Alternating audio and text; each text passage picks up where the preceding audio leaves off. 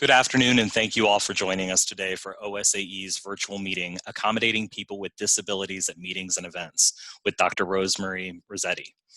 I am Jared Claybaugh, President and CEO of OSAE, and I'm very excited to share the valuable insights with you that Rosemary possesses. Before we get started, I would ask that all of you mute your line. If you have a question, please utilize the Q&A feature, as those questions are sent to me and they remain anonymous to the group. If, however, you want to share an insight or pose a question to everyone, please feel free to use the chat function, which is another button located on your screen. We will be providing a time in Rosemary's presentation during which she'll answer your questions. You will also be receiving a copy of today's presentation. Well, you'll be receiving a PDF of today's presentation following the session. So feel free to take notes, but don't feel like if you miss something on a slide, you're possibly losing out. This presentation will also be recorded, and we will let you know when it is available through our website. If at any time someone would like to unmute themselves and pose a question during the Q&A session, we do ask that you do that. We want this to be as interactive as possible. Additionally, we will be using breakout rooms today in order to make sure that everyone is able to interact with one another and share some of their insights. Now let me share Rosemary's background with you.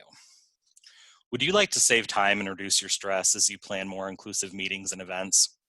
Do you want to know what people with disabilities will need and expect at your next meeting so they feel included and fully participate? Do you know what the law requires you to do in order to accommodate people with disabilities? Our speaker today will be answering these questions and providing direction. She's a powerful, internationally recognized expert on inclusive design. She speaks to and consults with meeting professionals to help them create more welcoming, inclusive environments. Today, she will help you anticipate challenges to assure a smooth, gracious, and respectful experience for every participant for the next time we're finally able to have meetings in person. Please join me in welcoming Dr. Rosemary Rossetti. Rosemary?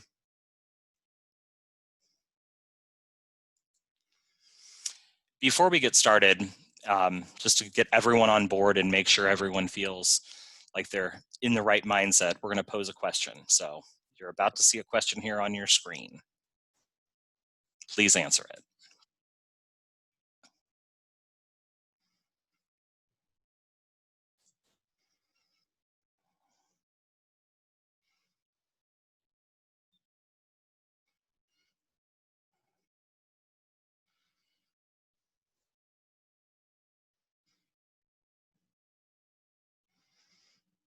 We're still waiting on a couple folks.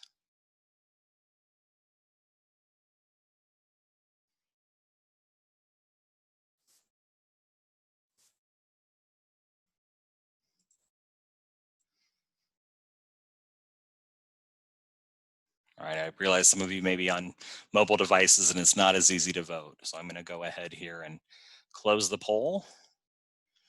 And let's look at the results. So it looks like 75% of our participants think they are. We're going to find out today if that's the case. It's interesting to see that 2 believe they are not and they need to change it. And also great to see that 1 person actually checks with the ADA website to ensure they are. So I'm going to stop sharing our results now and turn things over to Rosemary. Well, thank you. Is the volume good for you now? Good. Welcome to the new world. You know, eventually we'll have people leaving their homes and going to on-site meetings again. I don't know when that will happen. We can only guess. But as we think about the new world, we understand that there will be an opportunity for you to have more inclusive meetings, and that's what today is about. I know that as an association professional that you are very stressed when you are planning meetings. There's a lot to think about. So this program is to help you reduce your stress, give you more knowledge, and help you now as well as in the future as you're creating meetings that will be inclusive for everyone. Let me explain. I am in a wheelchair. As you can tell on the screen, my situation is a result of an injury. This was on June 13th of 1998. My husband and I were on a bicycle ride, and suddenly a 7,000-pound tree came crashing down on me, leaving me instantly paralyzed from the waist down. I was a professional speaker at the time, and my business stopped at that point.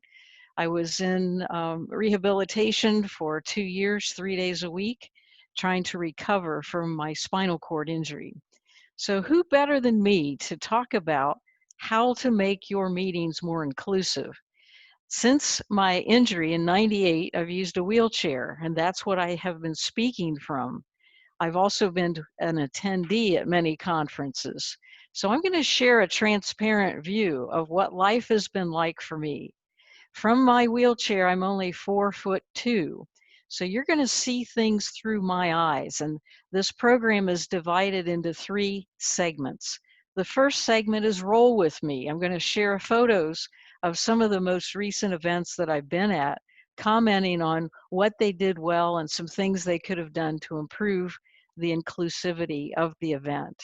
I'm also going to talk about leading with an inclusive mindset, and then the last segment is how to expand your customer database and your customer spending power in terms of adding more people as participants or as members.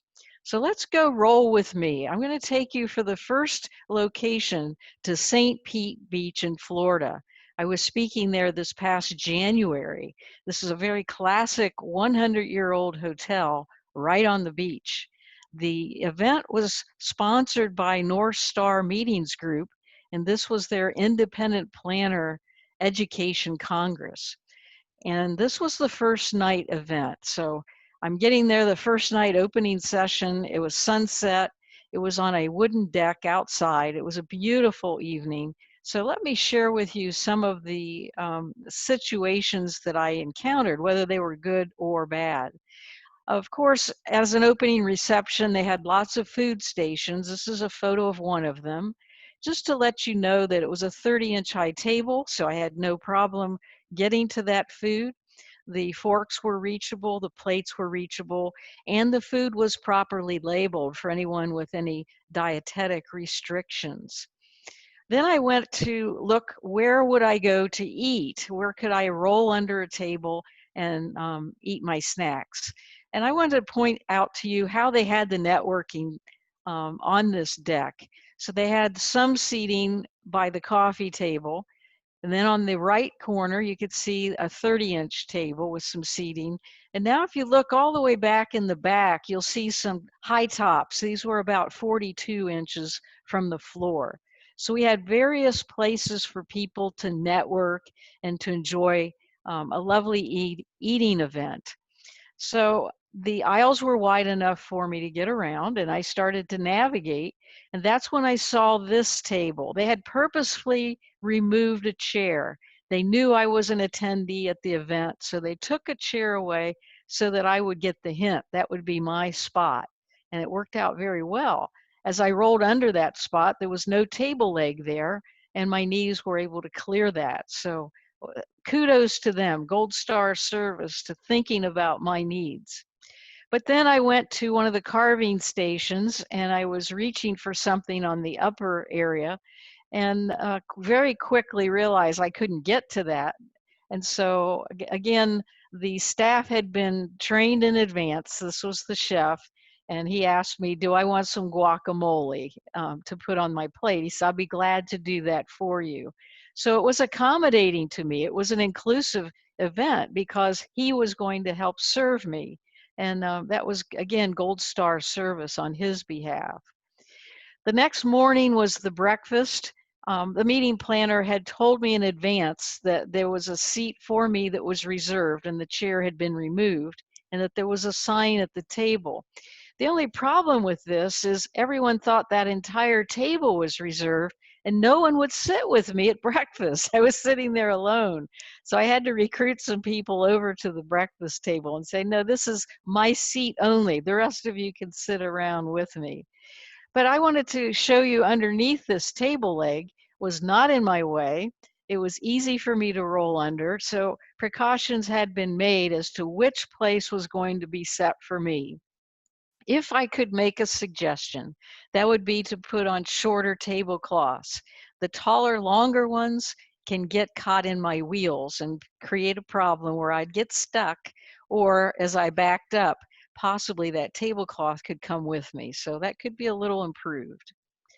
Now we are leaving the hotel to go to the first off-site visit the next night.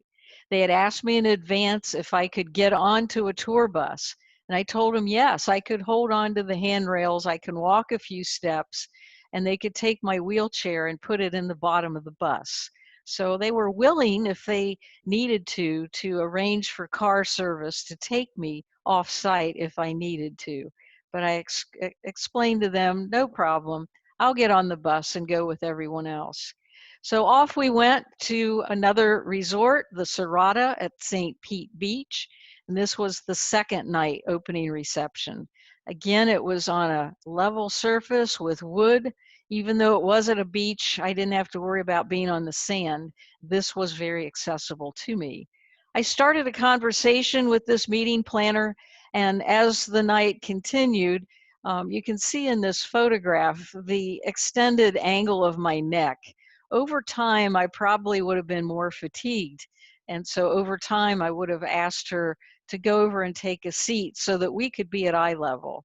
So my advice to you is, if you're having a conversation with someone who is shorter or seated, that you initiate, would you like to come over here and take a seat? So that it is much more comfortable for both of you to have that conversation.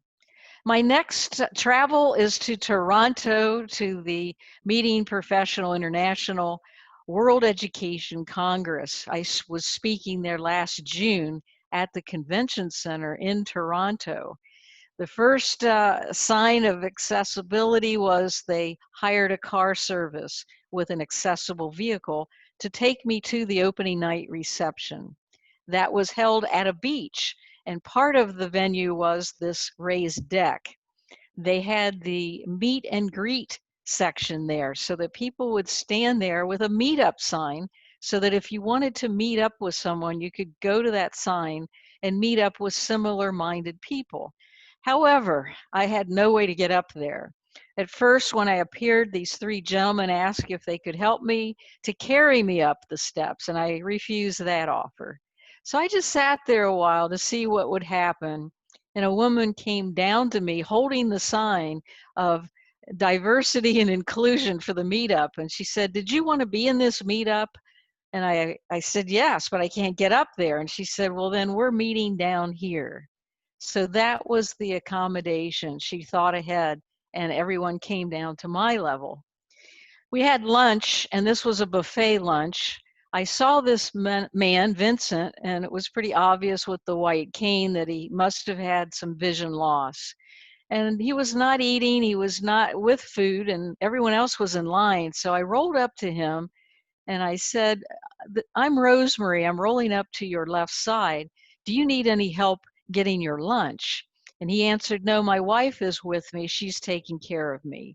So I just wanted to let you know and point things out so that staff and volunteers, the catering department, just keep an eye on people. And if they are indeed needing some help, to offer assistance. And if they need some, please come to their aid. I then left the lunch facility and went into the general session. Now, here's where they could have done a better job. They had no reserved seating for people with disabilities.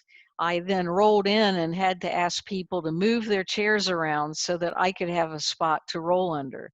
What would have been a better solution is to tell me in advance that they had some reserved tables up front, on the left side, on the right side, on the back, so that I'd have open access anywhere I wanted to position myself at that table for people with disabilities and bring a guest with me so that I could be accommodated more easily. I then went out to a breakout session.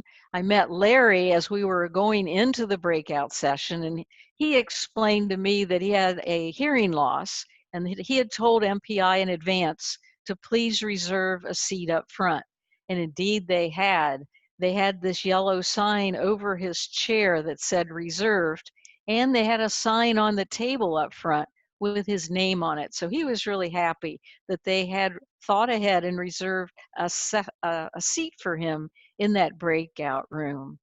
Jared, let's see if there's anyone that either wants to unmute themselves or wants to have you read some of the questions that may have come in. Has anything happened at this point?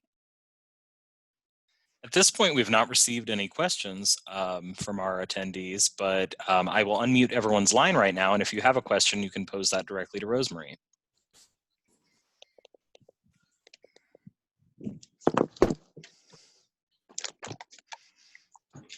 Rosemary, this is Janice Welsheimer. Hi. Can you hear me? Hi. Yeah. I wondered, so often I will find meeting participants after arrival making us aware of things, which is great, and we work hard to accommodate.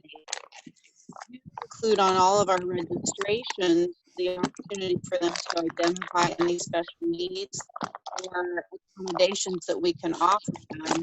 And they're so hesitant to do that, whether it's special dietary needs or hearing loss or a wheelchair or crutches, whatever the case might be. How can we get people to help us up front? And that's exactly what we're going to be doing in just a few minutes. So I want to put that question on the table right now, because exactly that's where we're headed. What questions to ask during registration and the follow-up phone call. So we will be getting to that. Excellent conversation. So thanks for your interest in that. We will be answering it. Thank you. Are there any other questions from anyone? I did go ahead and remute lines as I think some folks were turned on and maybe enjoying their lunch right now. So I went ahead and I'm going to let everyone else unmute themselves, or you can also, share a reaction with us to let us know if you would like to pose a question. I have a question actually regarding the positioning of accessible tables in a large meeting space. I've asked myself that question several times. Is the front preferable, the side, the back? Because I'm trying to be mindful of large round tables where there are chairs coming out in all directions, wanting to make sure that the person who uses the chair or assistive device has a path to get to the place we've designated. So any thoughts on where in the room would be best, or if we should ask first? Yes, you can, if it's a few people, ask first. Say, we're positioning some space for you. Where would you like to sit? For those who have a hearing loss, they probably want to be right up front. And especially if you're going to have an interpreter, they need to be right up front. So if it's a big conference, like thousands of people, I would position some tables throughout so that there is a clear path of access, and making sure that they don't have to go through a lot of hurdles and empty chairs to get there.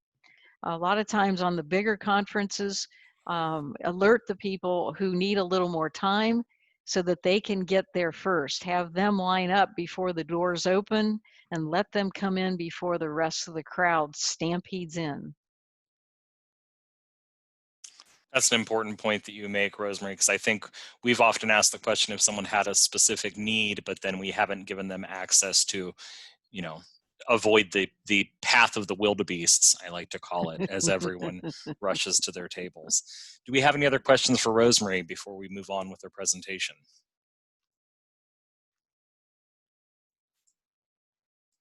All right, not seeing any. I'm going to turn things back over to you, Rosemary.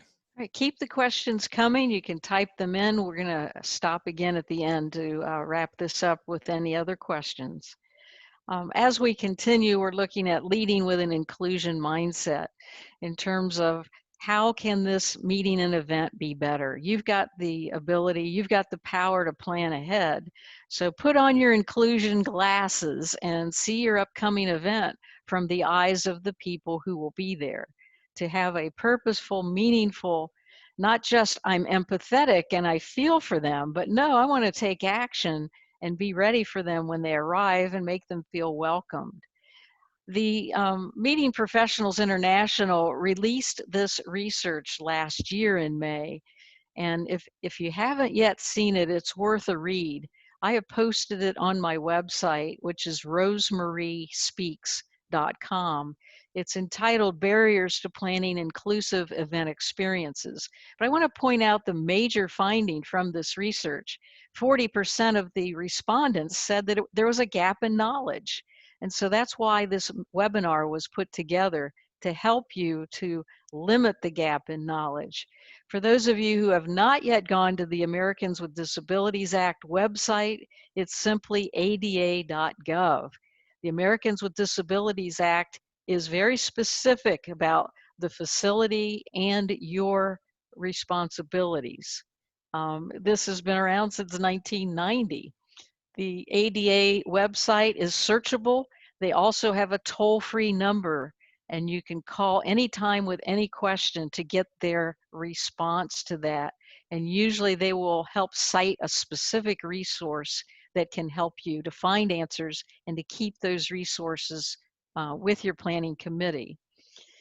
The other document that I found was on adahospitality.org. If you want to jot this one down, the title is A Guide to Planning Accessible Meetings. It's filled with checklists and resources and tips on disability etiquette and what words to choose and how to interact with people. Again, I am giving you a copy of all these slides as a PDF. You'll get them after this webinar. So take what notes you need, but realize you're going to get a copy of all these slides later. Now, to what extent are disabilities invisible? Here's your chance to follow up on the chat room. Obviously, when a person's in a wheelchair, you can make that assumption that they have a disability. What is it about people that have disabilities that are invisible? Would you go to the chat room right now and tell me what disabilities are invisible, so that looking at the person, you would never know that they had a disability? And Jared, when they start coming in, if you can have your mic back on, we'll let you tell us what our respondents we have received quite a few already. The first was autism. Many have said hearing loss, or those that have just some disability or some challenges at hearing. We also have learning disabilities. We have dyslexia. So those are the feedbacks we've received thus far. Excellent. And there could also be an emotional disability. So we need to know what the person who's attending is going to have that might need a special consideration, special services, special accommodations.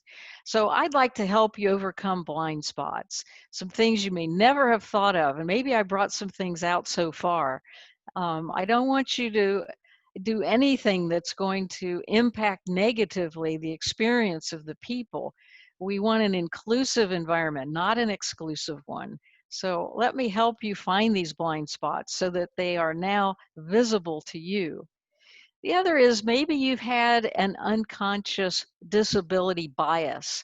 In your past, you've had maybe a negative experience dealing with a person with a disability, or maybe you feel awkward even talking to a person with a disability. You're kind of not knowing what the political correctness is in terms of having a conversation or what to do to greet them and ask questions. So let me see if I can help you to overcome some of this disability bias. The first is the people first language. And you can go to the internet and just type in this term and learn a lot more about it. People first language. What we're talking about is talking about the person first and the disability last. And one of the main components of that is how we refer to a person with a disability. We don't call them handicapped and we don't call them disabled. We call them people with disabilities. So look at your marketing copy and other peripheral material to take a look at how you're referring to the people that you're inviting. Now, you may have a lot of people that are going to be driving with their wheelchair accessible vans or needing the accessible parking spaces because of the nature of your attendees. And there's only so many parking spaces available, so you're going to have to ask to have more spaces. Maybe put out some more orange cones with some signs to say, hey, there's additional reserved accessible parking in the back. I prefer the term accessible parking rather than the term handicap parking. Again, this people first language. Now, some disability etiquette. Don't ever push someone in a wheelchair unless you've asked them or they've asked you. Someone in a wheelchair could be unstable, unbalanced, and actually fall out of the chair and get injured. So please don't just assume they need help going up a incline. They may want to be independent and not need your assistance. The next, don't put anything on a wheelchair, your purse, your bag. No, no. And the other is, again, as you're talking to someone who is shorter or in a wheelchair, I prefer not having that person kneeling down. That just seems awkward. I prefer that we go somewhere where they can sit and be eye to eye with me. Some additional etiquette tips: when you're seeing someone who has a visual impairment or is blind, identify yourself so you don't scare them as you're coming up to them. As you're offering your hand to shake their hand, if they can't see your hand, you're going to have to say, would you like to shake hands? And maybe help them indicate that that's what you'd like to do with them. The other is speak directly to the person with the disability, not to a companion or their interpreter. Talk right to them. And lastly, if we can, offer assistance. Don't assume they need it. Some people want to maintain their independence, so say, is there something I could do to assist you? And then if so, go ahead and help them in terms of opening a door or pushing them up a hill or moving an obstacle that might be in their way for transportation. The next part of the inclusion mindset is looking at the physical barriers or the architectural barriers of the meeting space and some structural unsafe conditions. So let me share with you some. This first one comes from a cruise ship that I was speaking on. My husband, Mark, is the tall man in the middle, and these were our dinner guests. You can see it was a table for 6, very easy for me to find this space to roll under. As I look at this picture as Ms. Wheelchair Ohio 2004, I realized, man, that's been a long time ago. Wow, that was 16 years ago when I was Miss Wheelchair Ohio. But surprisingly, I can still fit in my crown. Oh, well. As we're talking about dining facilities, how do you set up tables? The ADA requires at least 36 inches of aisle space so that we have that clearance. It has been so embarrassing for me to go into a restaurant that was improperly set. And then I'm guided to a table and the hostess is asking everybody around me, would you please move so that she can get through? So I'm interrupting people during their meal, asking them to move their chair, put their purse away so that I can get to the table. That should not be happening. And then we have the service dog who often accompanies the person with a disability. They are welcomed also.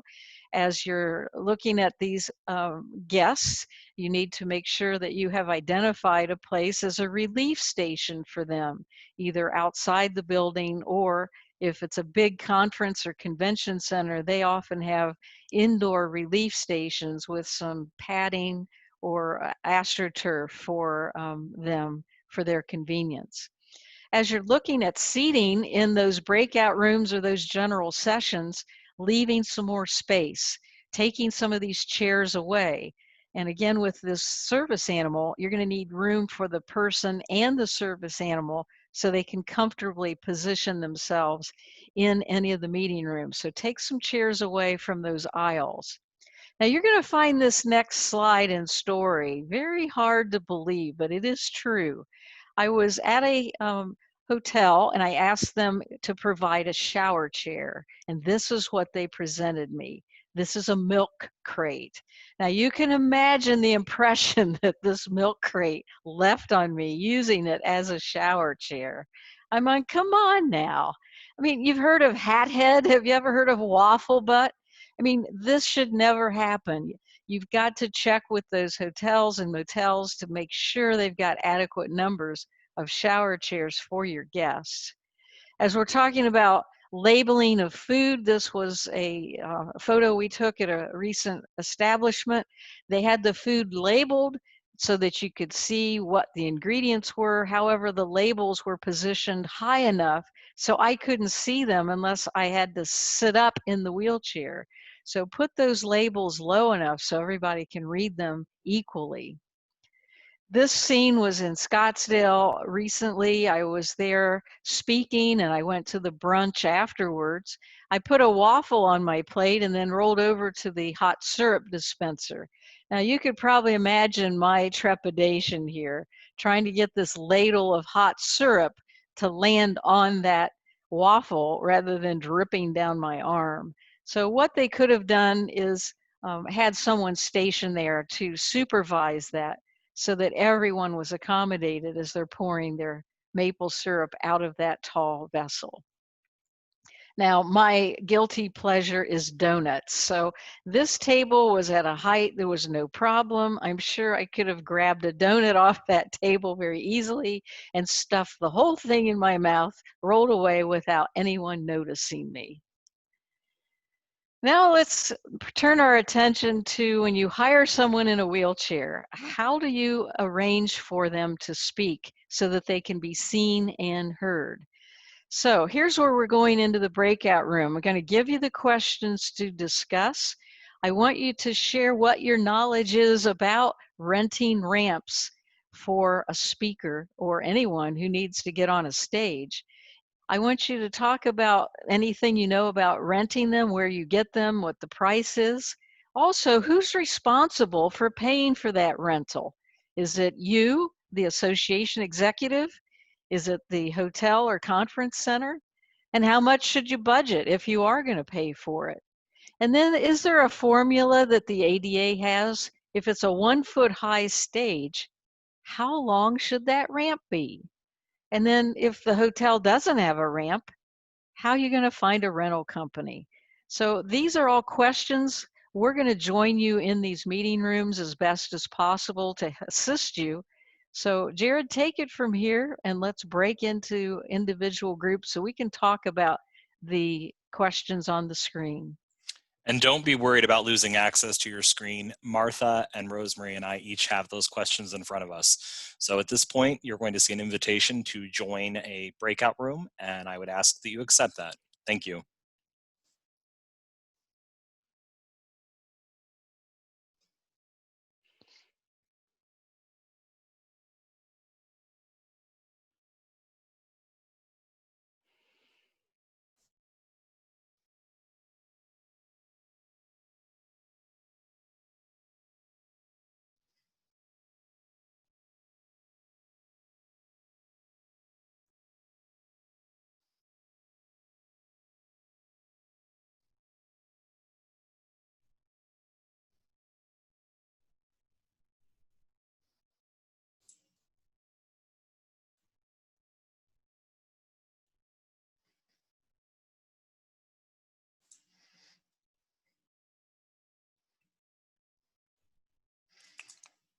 I am going to go ahead in the breakout room here and unmute folks.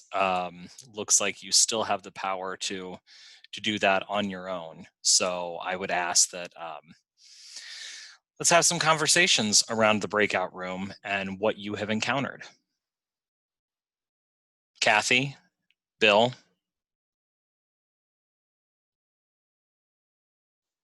Kathy, it looks like it may just be you and I. Can you hear me?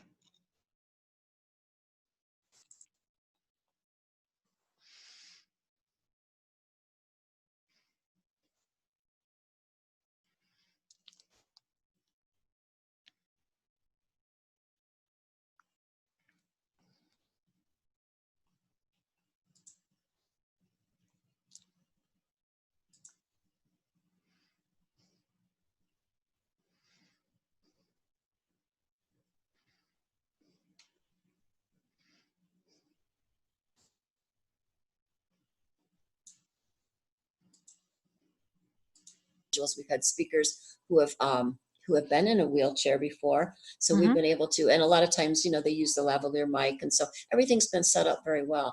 But as far as how all that happens, I don't have a lot of background information there. All right. Janice or Kathy, you want to take some time here to talk?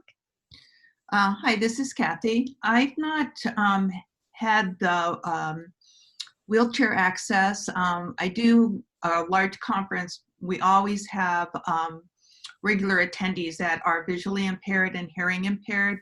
So we've got that down pretty well. We do that at our.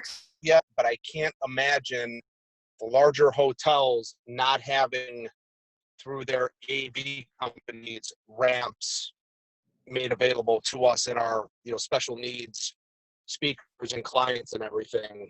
I've never run into a problem where they didn't have something we needed. That's interesting that you say that, sir. Actually, at OSAE's Q1 meeting this year, our host hotel did not have anything set up and wasn't sure how to go about that. So luckily, we were able to work with our own contacts and some folks that we knew through OSAE to get that taken care of. What we did learn, however, from Rosemary is that based on ADA standards, the compliance rules are that the property should actually provide that for every event. So they should have something on hand for every event. I apologize for joining late, but what have others experienced? Well, Jared, that's the assumption that I made, is that the hotel, the facility you're booking, first of all, I'm assuming our event planner would always make sure that it was accessible for people with special needs. And we normally ask ahead of time during registration for special needs and dietary concerns. And then we would make a special call to the facility to make sure that they are ready for that person prior to the event. And we typically have a very elaborate, what dietary needs do you have or what special challenges may you face? But I think that we could probably do better at saying what we think a challenge is, rather than simply expecting people to go, oh, I have a hearing issue, or perhaps it's one of the less visible challenges that people don't even think about. So I think that that's a good point. What are the thoughts around the size of the ramp, or what should the length of a ramp be for a 1-inch high ramp, or 1-inch high stage? I'm sorry. Any thoughts? I really don't have a clue. I'm sure there's a formula out there. There is, and Rosemary will be providing that when we jump back into the session. I was wholly unaware of it as well, and most of the time our stages are at least a foot, if not 2 feet from the floor. So that requires obviously an even much longer ramp to make it accessible and easy for people to move up and down. Does anybody else have any thoughts before we? So Jared, this is Teresa. I was wondering, I know we were planning that meeting with Rosemary before the pandemic hit. So were you ready to go as far as the ramps and everything for her? Did you have all that in place? And what did you learn from that? Okay. We did. What we learned is that a lot of hotels don't have it, and AV companies don't always. I mean, we were working with a large AV firm, and a lot of AV companies don't have that on site. So it was a rather large fee that OSAE assumed the cost of. No fault. I mean, we're not pointing fingers, but it was almost $800 to rent a ramp for the day. So the fact that we hadn't budgeted for that and the hotel didn't really have anything to offer, that definitely would have impacted, that would have impacted our final numbers. Luckily, with having to cancel, we were able to get out of the fees for the ramp with no charge. So lesson learned there is that's something you need to ask with every venue ahead of time about that, it sounds like. Yeah, we've added it to our special event checklist. Okay, good.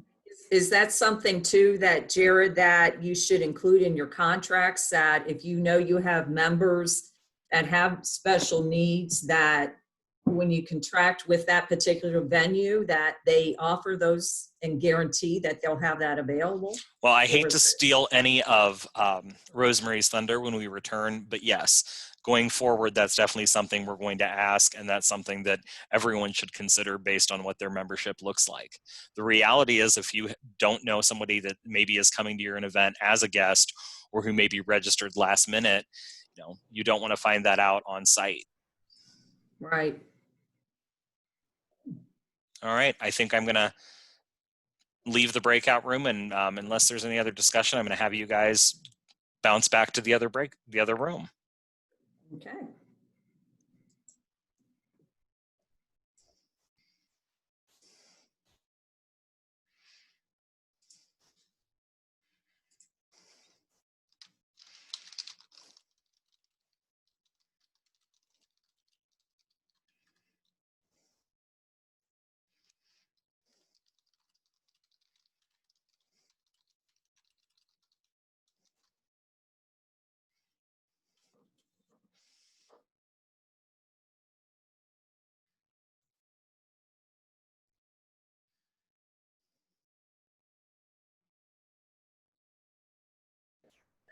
Oh, I did it.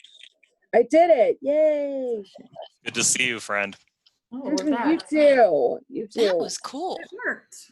I know. I've never done that. That was fun. Yeah, that was nice. Yeah, It worked. different. We have 36 seconds, so folks will still be popping in and joining our Brady Bunch reunion. That's what it looks like. Mm-hmm. Feel free to break out into song whenever. Or you want to. You can start it, Christina. Well, I could. No, I'm not. OSAE is still collecting some outstanding membership dues for 2020, and I can't run the risk of us losing any, so I will not be singing. By singing, yeah. Okay. Yeah. Not be singing. Okay. All right. Got it. Fair enough. Fair enough. All right. Let's go back to speaker view. Let's see. You want to see my screen again? And Rosemary, while you're doing that, I'm going to put up the second poll, if you don't mind. Oh, that'd be great. Just Thank to have you. us get everybody in the right mindset.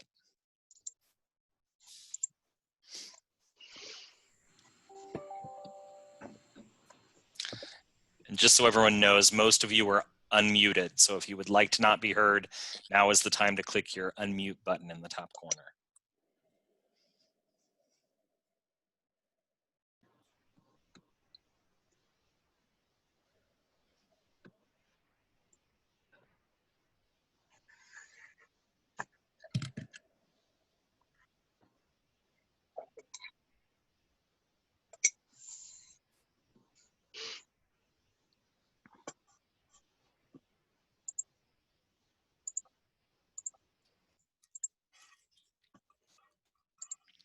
All right, we're going to go ahead and close as we have 11 of 12, and I know on some mobile devices this is difficult, so it's interesting to see the results. So as you'll see, we have pretty much as results all across the board. Unsure, I don't know, is the only one that didn't receive any votes, but it looks like folks do ask on their forms what specific needs our members may have to best experience the event. The next question was, all we inquire about is dietary needs, the second highest response. Then yes, I believe we do. And lastly, no, we've never included this kind of language. So interesting to see that type of feedback. And Rosemary, it is your show again. All right, we're back to having the screen on. So you are now able to see my screen. Is that correct? I do not see your screen. I don't know about others, but. All right, let's go to.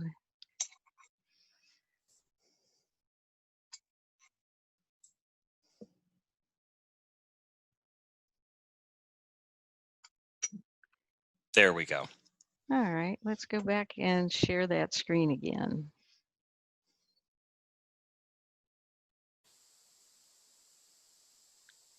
All right, so the answers to the questions are, who's responsible for paying for these ramps? ADA's position is that the stage has to have something to remove the barrier, and therefore it is the facility's responsibility to provide the ramp to the stage. So whose cost is it? It's the facility's cost.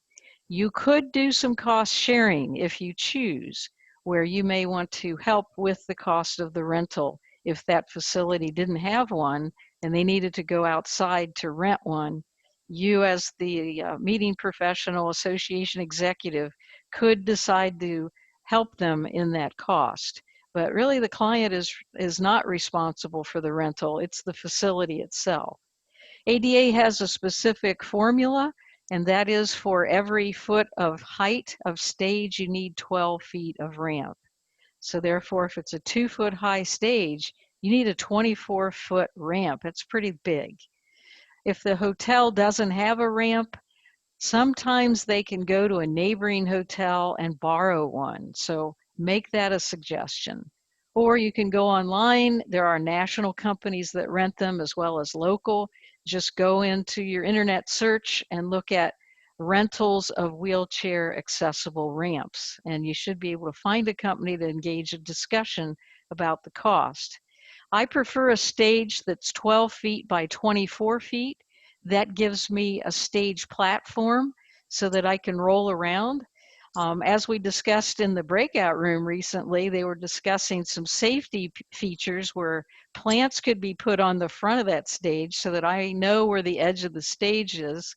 And I've also had some fluorescent tape that's been set on the stage as the edges are defined for me so that I don't accidentally roll off of that stage.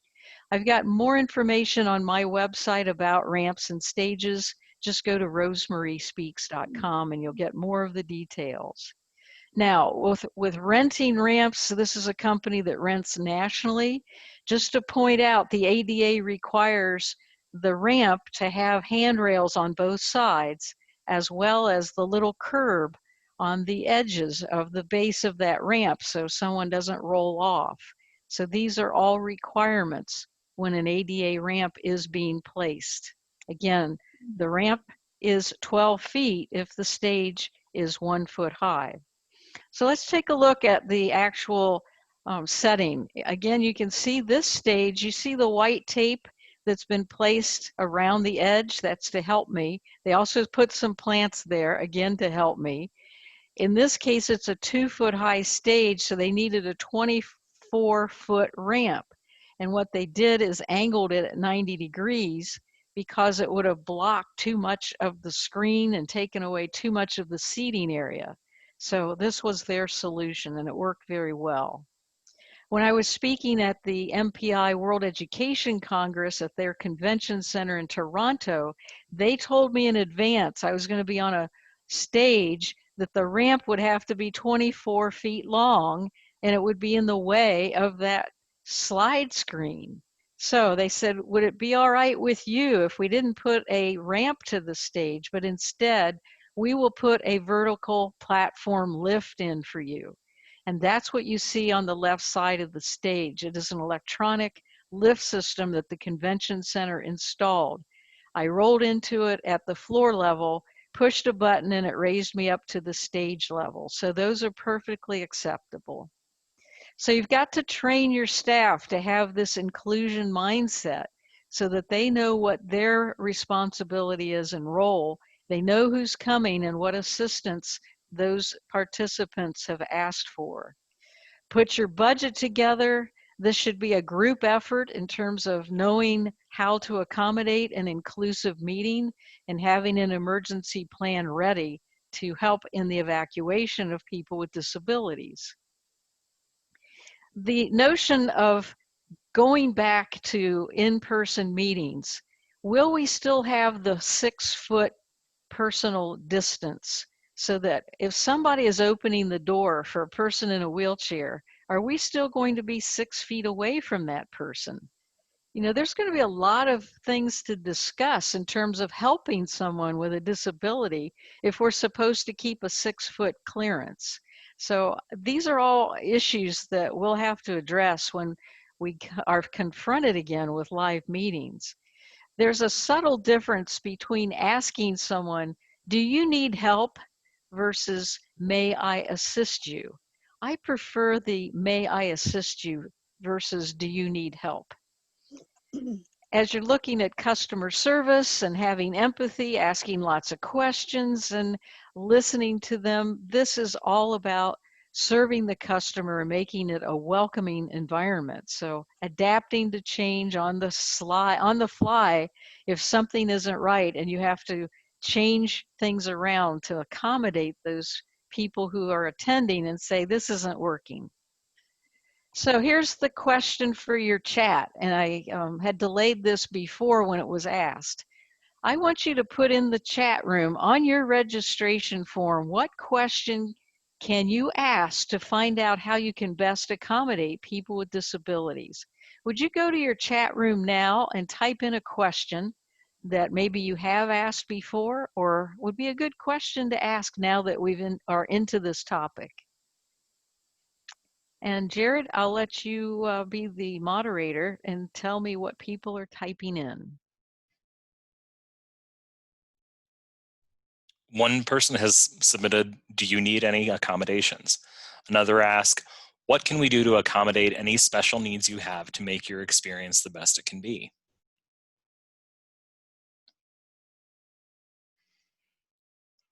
Anything else? What accommodations do you need to fully participate at this event? Awesome. You guys are really good. I give you good ratings. All three are great answers.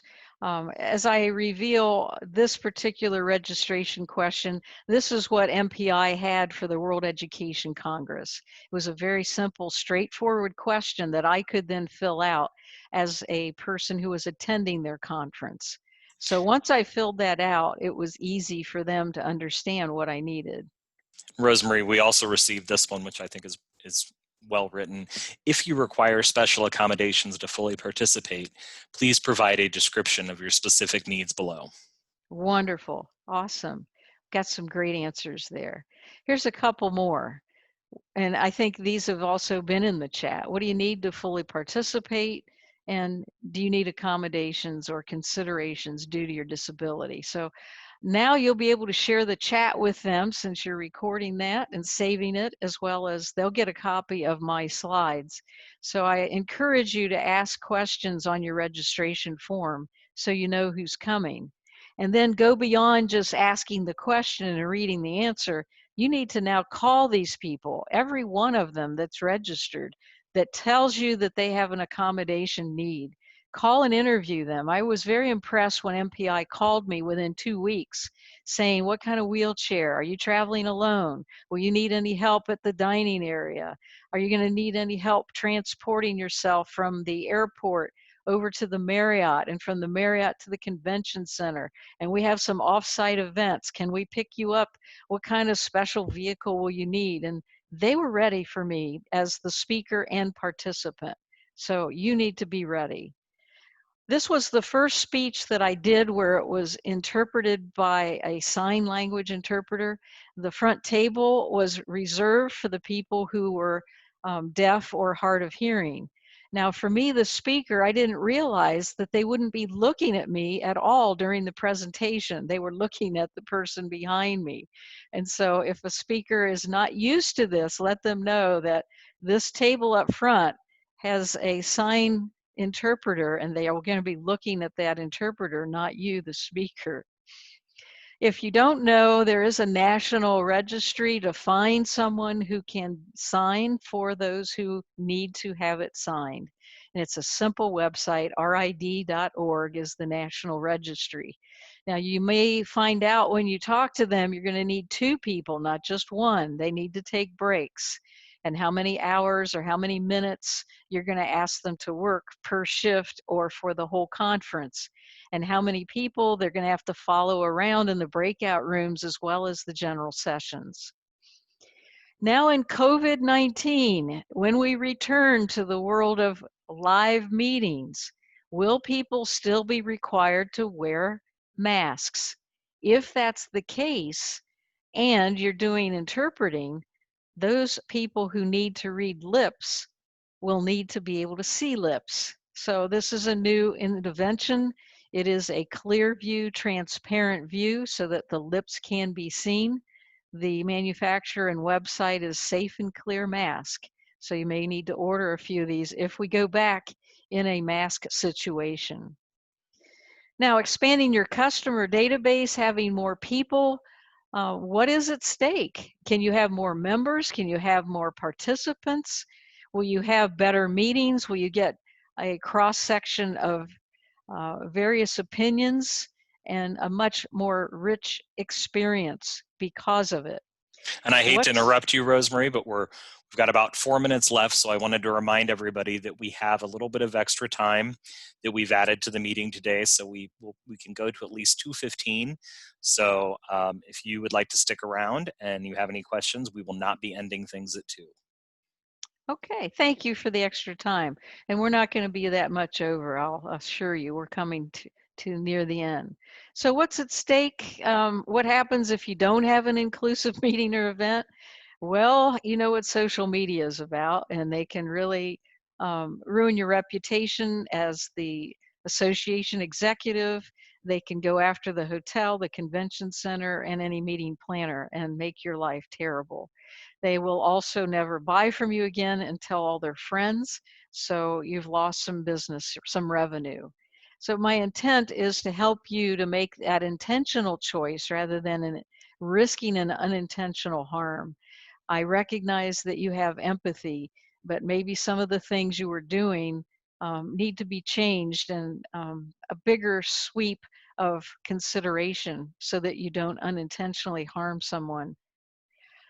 The takeaways that I have decided, you may have your own. These are what I think are the major takeaways. First of all, identify people who are coming who have disabilities with your registration form and call them afterwards to find out what they need. And then go on the site and do the inspection. I recommend even going in a wheelchair, bringing someone with you as a safety guard, so that you can go through the facility and see if there's going to be any difficulty. Meet with management throughout the site inspection, and then go find the suppliers, get their pricing, and put that together in your plan so that if you're hiring interpreters or need to rent a ramp for the stage or special transportation that's wheelchair accessible, you know who the person is and what to put in your budget. And then when you're setting up for all your networking events, have various heights of tables and chairs, making your aisles 36 inches with your dining experiences, as well as any other meeting rooms to be fully inclusive. And then training your staff and volunteers to know what to look for to offer the assistance. I have a handout for you with 5 meeting professional musts with a lot of the things that we've been talking about plus more. So go to my website, planforinclusion.com, and you can just download my free chapter here, my free article on 5 meeting professional musts. In addition, if you're having a meeting where you're wanting someone with a motivational message, especially in today's world, I also speak about embracing change and being more resilient as a strict motivational program. In addition, I am an expert on inclusion in the hospitality industry as well as in the housing industry. So I talk about the design of guest rooms and lodging rooms and hotel facilities.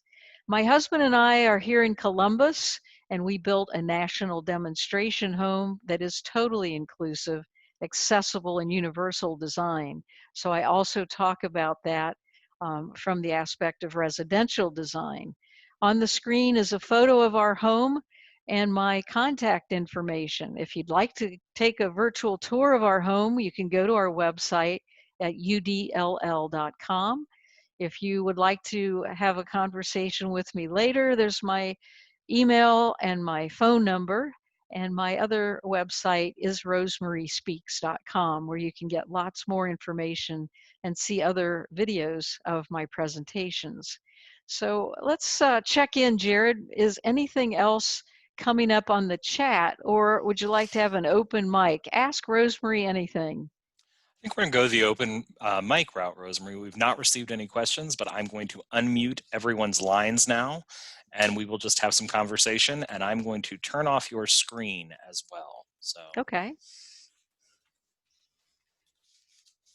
we will be back to we are now back to the Brady Bunch view. So if your camera is on, we can see you, my friends. And if you have any questions, please feel free to share those.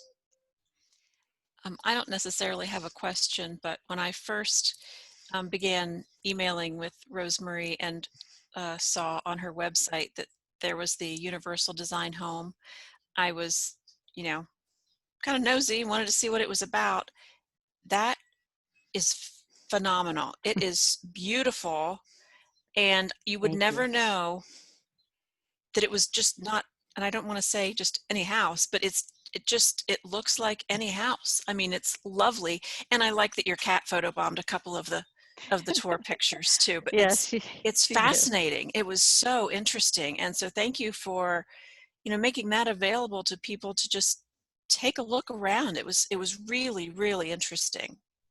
Well, thank you. It's a privilege living here.